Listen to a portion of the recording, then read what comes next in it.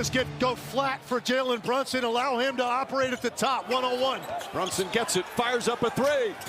Shot no good, the tip, it's gone! It's gone! It's gone! With 1.2 remaining, Knicks take the lead.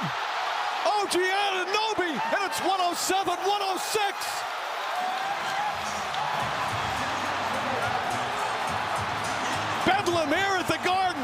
They can't believe it.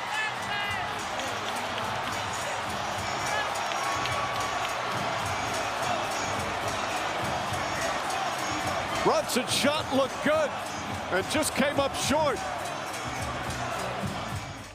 Okay. Yeah, NBA history.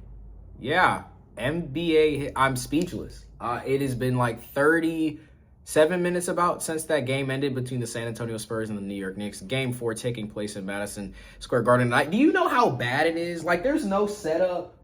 This is a closet. This isn't even my room. This is a background. That's a keyboard.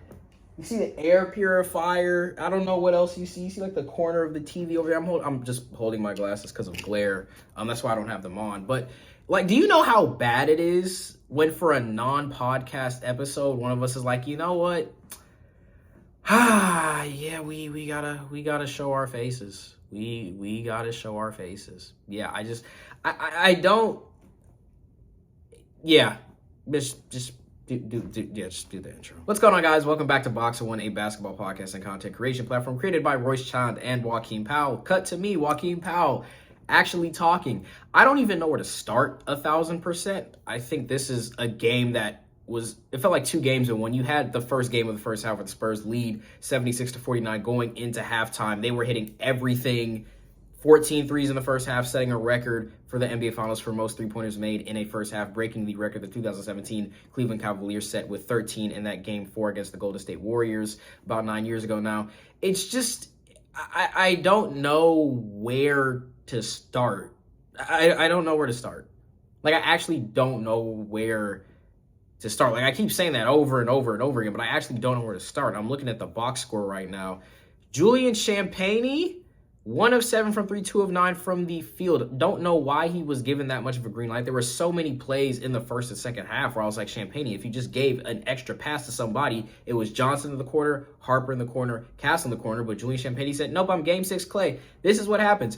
Devin Vassell, 6 of 9, 5 of 8. You showed up, not going to talk about you. Carter Bryant, you showed up 5 points, 2 of 3, not going to talk about you. Dylan Harper, wow, that kid is a gamer. 21, 8 of 12 from the field, 3 of 6 from the 3, 2 of 2 from the free throw line. Not going to say anything bad about you.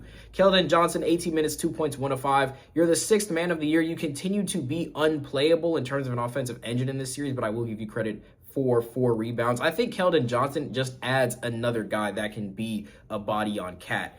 I'm going to bounce a little bit back and forth between because there's a lot of things the Spurs did really good in the first half. I think we said it in the last video. If you make Karl Anthony Towns really struggle for the ball again, Karl Anthony Towns was leading the New York Knicks in assists for a majority of this playoffs, and after that Game 3 loss to the Atlanta Hawks, Karl Anthony Towns told Mike Brown, hey, what if we just use me as the offensive engine? The Knicks have been smoking everybody since then up until Game 3, 13-game winning streak until losing the last game of the NBA Finals. And in that game, Karl Anthony Towns only had 11 points, 8 rebounds, 2 assists, I think 1 block and 1 steal. When you get the ball out of Karl Anthony Towns' hands and you have Jalen Brunson and Josh Hart be the primary facilitators on the court, that is where shots get tough because Karl is a guy that can, the Kevin Garnett, Magic Johnson 6'9", he can see over everybody. Karl Anthony Towns is a big dude. Outside of Wemby, he can see over everybody, make those great one-handed passes. He is a floor general, and I think that's a part of his game that's been really underrated in these playoffs, especially when you look at the assist percentages. The New York, not percentages, but assist numbers.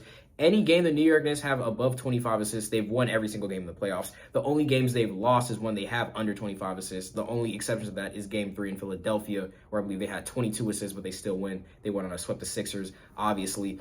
But that was something the San Antonio Spurs were doing really good.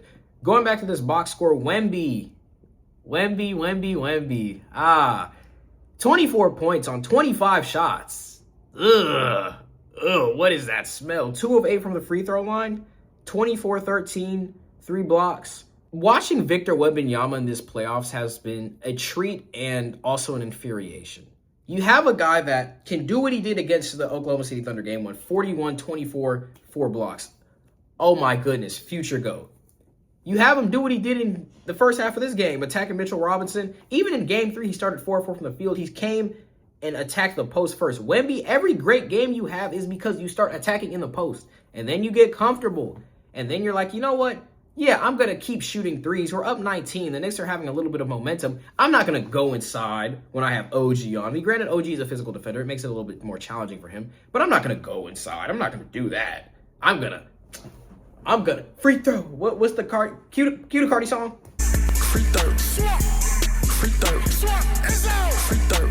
You keep doing that instead of actually going to the paint. You were like Mitchell Robinson. I'm in your head, boy. You were doing great. And now it's like you just completely forgot what you were doing in the first half. Again, 25 shots for 24 points. You missed both free throws. I understand it's a high-pressure situation. You're a young guy, 22. I'm not going to hold that against him. But the shot selection in the second half from the San Antonio Spurs, one of the worst shot selections I have ever seen.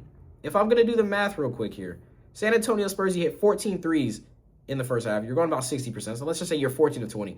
You finished the game. That's 15, that's 23, that's 26, that's 32, that's 33, that's 39, okay, 43s, that's 43s, okay, that's 4, that's 8, that's 9, that's 14, that's 15. You went 17 of 40 from 3. You made 3 threes in the second half after starting the game like 14 of 17, 14 of 20 from 3. You didn't think to go away from that? After the magnet ball cooled off, you didn't think to go away from that? You have 3 slashing point guards. The only guy who slashed was Dylan Harper consistently in this game?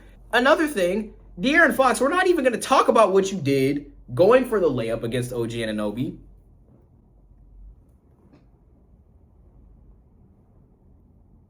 That was a Terry Rozier moment.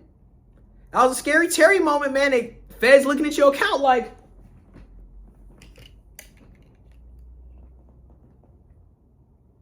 investigate that man. That's how they're looking. That's not a 6-7 move. But I'm a little confused because even before that, the Spurs kept living and dying by the De'Aaron Fox sword. Come down, tween, step back. He missed 4 in a row. Why are we still doing this? If he misses 4 in a row from the same shot, either he's got to switch the shot and get a different look, or you just go to a different guy. I'm a little confused. I understand clutch player of the year, but he's hot, then he's cold. You're yes, then you're no. I said in the last video, look, Dylan Harper and De'Aaron Fox are not going to have stinkers at the same time again. I was right. De'Aaron Fox had 18 on 6 of 16 and 4 of 9. Dylan Harper had 21 on 8 of 12. De'Aaron Fox still had a stinker in the second half. Dylan Harper did not. So clearly, that's what happens sometimes when you're just, yeah. As I was saying, though, clearly De'Aaron Fox and Dylan Harper, they have not necessarily had a game where they are both hooping. And I think the thing that is also kind of annoying about this Spurs three-way guard conglomerate is that 2 of them can never have really good games. Stephon Castle only 13 points, 2 of 7, 8 of 8 from the free throw line, 1 of 3 from 3, but he necessarily didn't get a chance to get going because he had 5 fouls in this game. Third quarter, he got his 4th foul. He sat out most of the third quarter, so I understand that Stephon Castle. It's a little bit deceptive looking at the box score. If you watch the game, you understand that he did not get a chance to get going. But these guys just can never put it together. They're like, the women's U.S. soccer team, how they have triple espresso, like Trinity Rod, like how they have triple espresso, and they're like their 3 best players on the U.S. women's team. They always hoop. Y'all have your own version of that, and you don't ever put it together. It's very confusing. But yeah, De'Aaron Fox, he didn't box out on OG Anunoby. You went for a layup on OG Anunoby, who's playing like baby Kawhi Leonard now.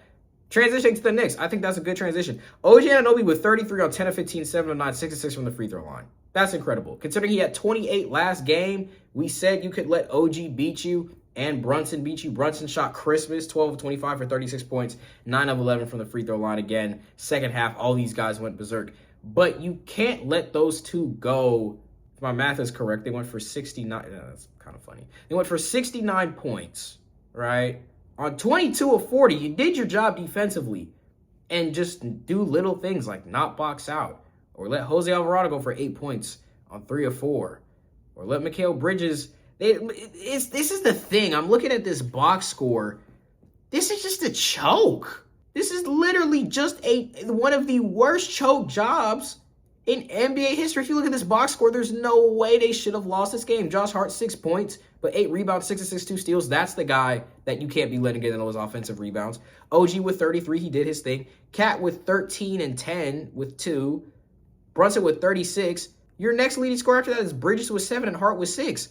So you had 3 guys on this team that scored 82 of your 107 points. So that's about 70% of your points coming from 3 guys, and you still lose the game. Yeah, that's terrible. Not gonna hold you. That's actually terrible. Looking at this box score again, that is abysmal. It's abysmal.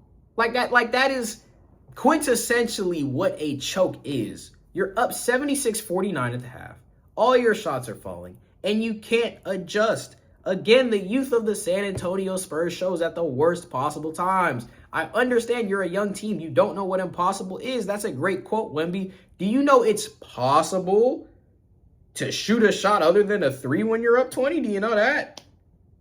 De'Aaron Fox, do you know it's possible to, and this is the vet on the team in De'Aaron Fox, do you know it's possible to dribble the ball and the clock runs out? Do you know that's possible? And then the last play, I understand it. That I'm not even going to talk about the last play for the Spurs. You were trying to get a lob to Castle. I think they had OG Bridges, and one of those guys with the long wingspan on the ball, stopping Dylan Harper. So I understand that, but it's abysmal. It's abysmal. Like, I don't know what else to tell people outside of that's the worst choke ever. And again, they started off so strong. Wemby's like, Mitch, I'm in your head. The Knicks had to rotate 4 centers. Jeremy Sochin got 3 minutes in the NBA Finals because Cat was in foul trouble. Again, you take Cat out, the offense stagnates. We've been saying this. You can check the socials. We've been saying this. But it's just like, I don't have anything to say. There's nothing good to say about the San Antonio Spurs tonight. There's nothing good to say. And I'm not discrediting the New York Knicks, but 36 of 78, that's only 46%. But the Spurs went 36 of 86. So you got 8 more shot attempts. You missed 8 more shots. 17 of 43 for 3. So my math was a little bit off. Knicks went 15 of 32. 17 of 20 from the free throw line for the Spurs. 20 of 28 for the New York Knicks. Rebounds, Spurs won that battle 42 to 39. They won the offensive rebounds too, 12 to 8. Knicks won the defensive rebounds battle, which takes away from the Spurs getting extra possessions, which definitely played a role. Assists, the Spurs won that battle 24 to 23. Blocks were the same, 4. Spurs won the steals battle 10 to 6. They won the turnover battle 11 to 13, but staying on turnovers, only 2 turnovers in the first half. You have 4 in the third. You finish with 11 turnovers. That is another 5 in the fourth. You can't have that. You had 24 points off turnovers compared to New York's 11s. New York had 13 fast break points. Spurs had 12. New York had 34 points in the paint. Spurs had 28. The Spurs won the points per possession battle 1.12 to 1.10. You won every single battle statistically, and you still lose. You know, there's 2 ways to look at it, right? Holy choke or wait for the New York Knicks to stay in it. We said the biggest thing the New York Knicks did great this postseason compared to last season when Tyrese Halliburton and them boys was walking them down or Boston was walking them down. They stayed in it mentally. They didn't quit mentally. They stayed in the game mentally. They didn't check out. They didn't get rattled. They always believed they can win a game, and belief is very important. In the playoffs, it's really not about efficiency. It's not about advanced stats. It's not about XYZ. It's about who wants to win, who's willing to do what it takes to win, and who doesn't. That's it. That's all the NBA playoffs is about. And I think that the New York Knicks understand that. They have mastered that this year. It's about grit. And yeah, I don't think there's really much else to say about this game. It's just the San Antonio Spurs statistically won.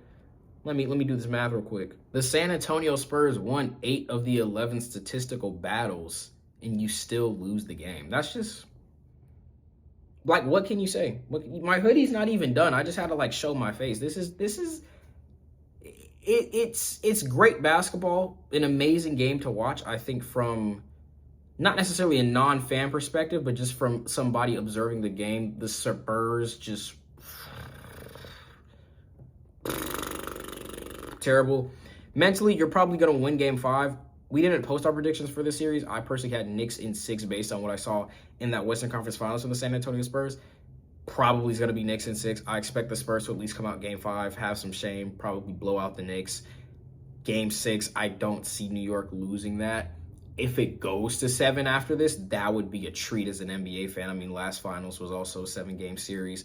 But to summarize, New York Knicks, congratulations on the greatest comeback in NBA Finals history. There's nothing bad to say about anybody on the New York Knicks, but there's a lot of terrible things to say about the San Antonio Spurs. I think we got most of them covered, But with that being said, again, as always, if you enjoyed the content, make sure to like, comment, share, and subscribe. Follow all these socials in the description wherever you get your basketball content. We're there: TikTok, X, Threads, Spotify, YouTube, where you're watching this video, Instagram. Again, for the last time, if you enjoyed this content, make sure to like, comment, share, and subscribe. Hopefully we'll get our faces out there more as well, because this honestly was fun to shoot. And we will see you all in the next one.